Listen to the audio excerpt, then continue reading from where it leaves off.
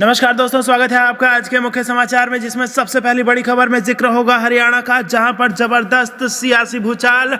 हरियाणा सरकार में खटपट और गिर सकती है हरियाणा की सरकार। जी हां दोस्तों, अमित शाह से मिलने जाएंगे सीएम खट्टर, और वहीं दुष्यंत चौटाला ने बुला ली है जेजेपी विधायकों की बैठक। दूसरी बड़ी खबर में जिक्र होगा कि भाजपा के दावे पर शिवानंद तिवारी ने किया पलटवार, कहा दम है तो तोड़कर दिखाइए आरजेडी। और तीसरी बड़ी खबर में आपको बताएंगे कि तेजस्वी यादव बोले कार्यकर्ता हताश ना हो, आरजेडी बिहार की सबसे बड़ी पार्टी है, हमने लोगों का दिल जीता है। दोस्तों, हर एक खबर की गहराई में आपको ले जाएंगे, लेकिन उससे पहले अगर आपको भी ऐसा लगता है कि वाकई में आरजेडी सबसे बड़ी पार्टी है और लोगों का दिल जीता है, तो आप अभी इस वीडियो को लाइक कीजिए और इस लाल बटन को दबा के इस चैनल को फ्री में सब्सक्राइब करके घंटी बजाकर कमेंट में लिखिए जय हिंद। दोस्तों, रुक करते हैं तमाम बड़ी खबरों की तरफ।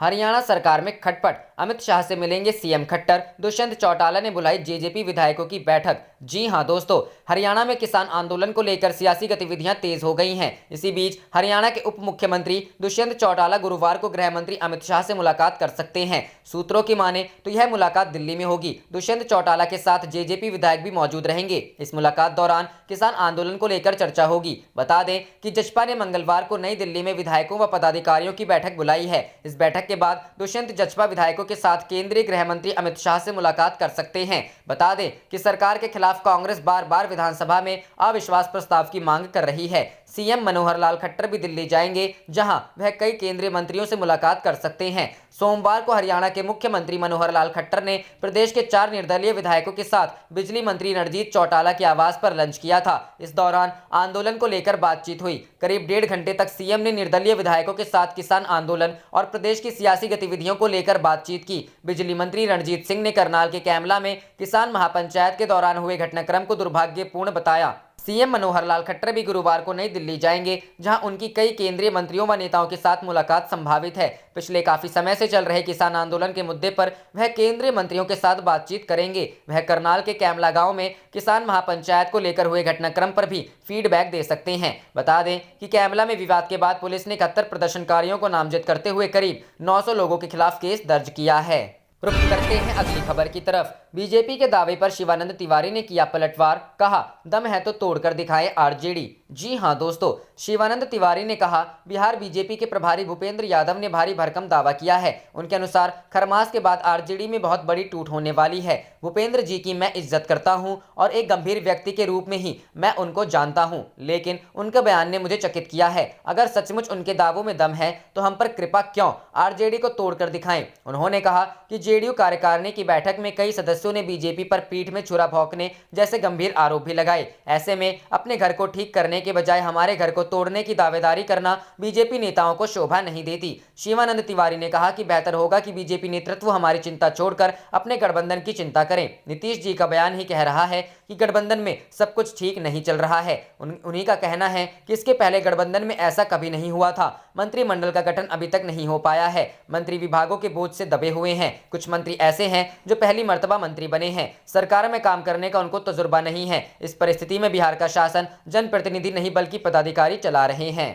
रुख करते हैं अगली खबर की तरफ। तेजस्वी बोले कार्यकर्ता हताश ना हो, आरजेडी बिहार की सबसे बड़ी पार्टी, लोगों का दिल जीता। जी हां दोस्तों, बिहार में आरजेडी नेता व बिहार विधानसभा के नेता प्रतिपक्ष तेजस्वी प्रसाद यादव की अध्यक्षता में हुई बैठक में पार्टी के आगे के रोड मैप को लेकर चर्चा हुई। तेजस्वी यादव ने कहा कि पार्टी कार्यकर्ताओं के मनोबल को हमेशा बढ़ाए रखा जाए, उनकी किसी भी स्तर पर उपेक्षा सही नहीं। कार्यकर्ता ही पार्टी के नींव होते हैं। उन्होंने पार्टी को बूथ स्तर तक मजबूत करने की आवश्यकता पर बल दिया। तेजस्वी यादव ने कहा कि सिर्फ चुनाव के समय सक्रिय होने से काम नहीं बनेगा। पार्टी कार्यकर्ता को हमेशा लोगों के संपर्क में रहना होगा। लोगों की समस्या को समझकर इसे पार्टी नेतृत्व तक पहुंचाना और समस्या का हल खोजकर इसके निदान की दिशा में कार्यकर्ता अपनी भूमिका निभाएं। लोगों का दिल जीतकर लोगों को पार्टी के निकट लाएं और उन्हें पार्टी से जोड़कर पार्टी को मजबूत करें। नेता प्रतिपक्ष ने कहा पार्टी कार्यकर्ता हताश या निराश ना हो। आरजेडी राज्य की सबसे बड़ी पार्टी है और इसका जनाधार बहुत मजबूत है। आरजेडी से जनता का बड़ा लगाव है। पार्टी कार्यकर्ताओं की बड़ी जिम्मेदारी है वे घर घर जाएं और लोगों की सेवा कर उनका विश्वास जीतें। इस बैठक में तेजस्वी यादव के अलावा आरजेडी प्रदेश अध्यक्ष जगदानंद सिंह, अब्दुल बारी सिद्दीकी, उदय नारायण चौधरी,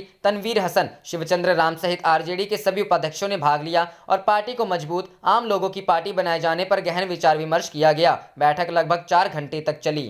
रुख करते हैं अगली खबर की तरफ। केंद्र सरकार को झटका, सुप्रीम कोर्ट ने तीनों कृषि कानूनों के अमल पर लगाई रोक, 4 सदस्यों की बनाई कमेटी। जी हां दोस्तों, सुप्रीम कोर्ट के अंतरिम फैसले से केंद्र सरकार को बड़ा झटका लगा है। सुप्रीम कोर्ट ने अपने फैसले में तीनों कृषि कानूनों के अमल पर रोक लगा दी है और 4 सदस्यों की एक कमेटी का गठन कर दिया है। मुख्य न्यायाधीश एस.ए. बोबडे के नेतृत्व वाली बेंच ने यह फैसला सुनाया। सुप्रीम कोर्ट की समिति में शामिल हैं ये 4 सदस्य: जितेंद्र सिंह मान, बीकेयू के अध्यक्ष डॉक्टर प्रमोद कुमार जोशी, अंतर्राष्ट्रीय नीति प्रमुख अशोक गुलाटी, कृषि अर्थशास्त्री अनिल धनवत, शिवकेरी संगठन, महाराष्ट्र अटॉर्नी जनरल के वेणुगोपाल ने कहा कि कमेटी के गठन का सरकार स्वागत करती है। भारतीय किसान संघ ने भी कमेटी बनाने का समर्थन किया है। सुप्रीम कोर्ट ने दिल्ली पुलिस की उस आवेदन पर नोटिस जारी किया है जिसमें गणतंत्र दिवस पर किसानों की ट्रैक्टर रैली को रोकने की मांग की गई थी। सरकारी वकील के वेणुगोपाल ने कहा कि प्रदर्शन में कुछ प्रतिबंधित संगठन भी शामिल हैं। कोर्ट ने कहा कि क्या अटॉर्नी जनरल इसकी पुष्टि करते हैं। कोर्ट ने कहा कि कल तक इस पर हलफनामा दायर करें। इस पर अटॉर्नी जनरल ने कहा कि हम इस हलफनामा दाखिल करेंगे। कोर्ट ने कहा आदेश में कहेंगे कि रामलीला मैदान और अन्य स्थानों पर विरोध प्रदर्शन के लिए किसान दिल्ली पुलिस आयुक्त की अनुमति के लिए आवेदन कर सकती है। वरिष्ठ वकील हरीश साल्वे ने कहा कि दुष्यंत दवे, एच.एस. फुल्का, कॉलिन गोंसाल्वेस आज सुनवाई में मौजूद नहीं है। कोर्ट ने कहा कि समिति इसलिए बनाई जा रही है ताकि इस मुद्दे को लेकर तस्वीर साफ हो। हम ये बहस नहीं सुनेंगे कि किसान समिति के सामने पेश नहीं होंगे। कोर्ट ने कहा कि ये कमेटी हमारे लिए होगी। ये कमेटी कोई आदेश नहीं जारी करेगी बल्कि आपकी समस्या सुन हम तक एक रिपोर्ट भेजेगी। एम.एल. शर्मा ने कहा कि सभी बात करने सामने आ रहे हैं लेकिन प्रधानमंत्री नहीं आ रहे। इस पर कोर्ट ने कहा कि हम पीएम से नहीं कह सकते, वो इस मामले में कोई पार्टी नहीं है। कोर्ट ने कहा कि ऐसा सुनने में आया है कि गणतंत्र परेड को बाधित किया जाएगा। ऐसे में हम समझ नहीं पा रहे हैं कि आंदोलनकारी समाधान चाहते हैं या समस्या को और बढ़ाना चाहते हैं।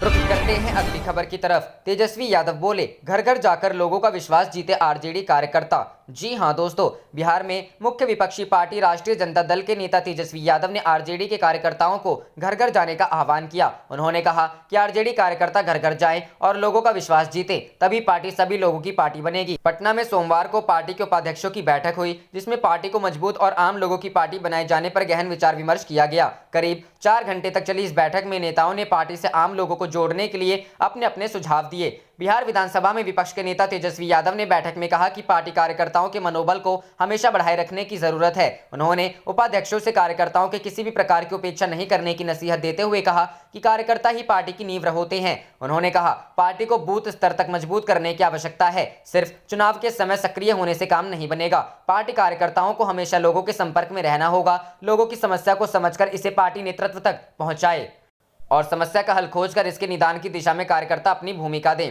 पार्टी कार्यकर्ताओं को हताश या निराश नहीं होने की नसीहत देते हुए तेजस्वी ने कहा कि आरजेडी राज्य की सबसे बड़ी पार्टी है और इसका जनाधार बहुत मजबूत है। आरजेडी से जनता का बड़ा लगाव है। उन्होंने कहा कि पार्टी कार्यकर्ताओं की बड़ी जिम्मेदारी है, वे घर घर जाएं और लोगों की सेवा कर उनका विश्वास जीते। इस बैठक में आरजेडी प्रदेश अध्यक्ष जगदानंद सिंह, अब्दुल बारी सिद्दीकी, उदय नारायण चौधरी सहित आरजेडी के सभी उपाध्यक्षों ने भाग लिया। रुख करते हैं अगली खबर की तरफ। तेजस्वी ने नीतीश समेत एनडीए नेताओं को दी चुनौती, कहा राजनीतिक औकात है तो पटना विवि को केंद्रीय दर्जा दिलाएं। जी हां दोस्तों, तेजस्वी यादव ने सुबह सुबह सीएम नीतीश कुमार और एनडीए नेताओं को चुनौती दे डाली है। यही नहीं, तेजस्वी ने डबल इंजन की सरकार से लेकर केंद्रीय मंत्रियों तक को चुनौती दे डाली है। पटना विवि को दिलाएं केंद्रीय दर्जा। तेजस्वी यादव ने कहा बिहार की डबल इंजन सरकार एनडीए के अनेक दलों, एनडीए के 40 में 47 लोकसभा सांसदों, 9 राज्यसभा सांसदों, बिहार से केंद्र में आधा दर्जन मंत्रियों, 2 उप मुख्यमंत्रियों और मुख्यमंत्री की क्या इतनी नैतिक और राजनीतिक औकात है कि पटना यूनिवर्सिटी को केंद्रीय विश्वविद्यालय का दर्जा दिला सके। मांग के बाद भी नहीं मिला दर्जा। अक्टूबर 2017 में पीएम नरेंद्र मोदी पटना विश्वविद्यालय के शताब्दी समारोह में शामिल हुए थे। विवि की जमकर तारीफ की। इस दौरान सीएम नीतीश कुमार ने पीएम मोदी से केंद्रीय विवि का दर्जा दिलाने की मांग की, लेकिन आज तक यह मांग पूरा नहीं हो पाया। सीएम नीतीश कुमार कई बार कह चुके हैं कि दर्जा मिलने के पटना विवि की प्रतिष्ठा और बढ़ेगी, लेकिन आज तक कुछ नहीं हुआ, जिसको लेकर विपक्ष लगातार एनडीए सरकार पर सवाल उठाता रहा है। बिहार के विशेष राज्य का दर्जा भी नहीं मिलने पर विपक्ष सवाल उठाता रहा है।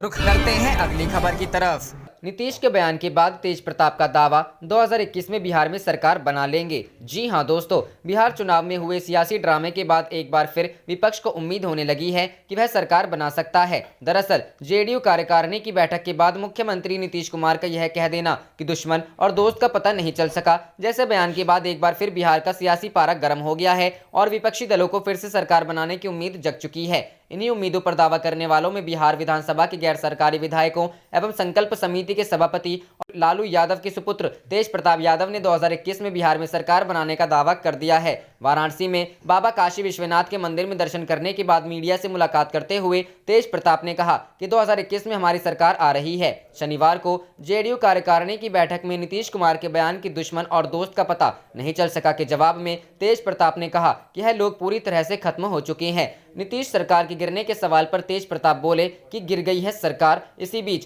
कोरोना वैक्सीन के 14 तारीख को पटना पहुंच जाने पर वैक्सीन लगवाने के सवाल पर कहा कि पहले मीडिया के लोग वैक्सीन लगवा लें, क्योंकि मीडिया के लोग ग्राउंड में रहते हैं। बता दें कि बिहार में नीतीश कुमार के नेतृत्व वाली एनडीए सरकार को सत्ता में आए 2 महीने पूरे हो चुके हैं, लेकिन अभी तक ना तो कैबिनेट का विस्तार हुआ है और ना ही राज्यपाल कोटे की विधान परिषद सीटों के बंटवारे को लेकर फॉर्मूला सामने आया है। आप देख रहे थे आपका अपना चैनल जय हिंद जय भारत।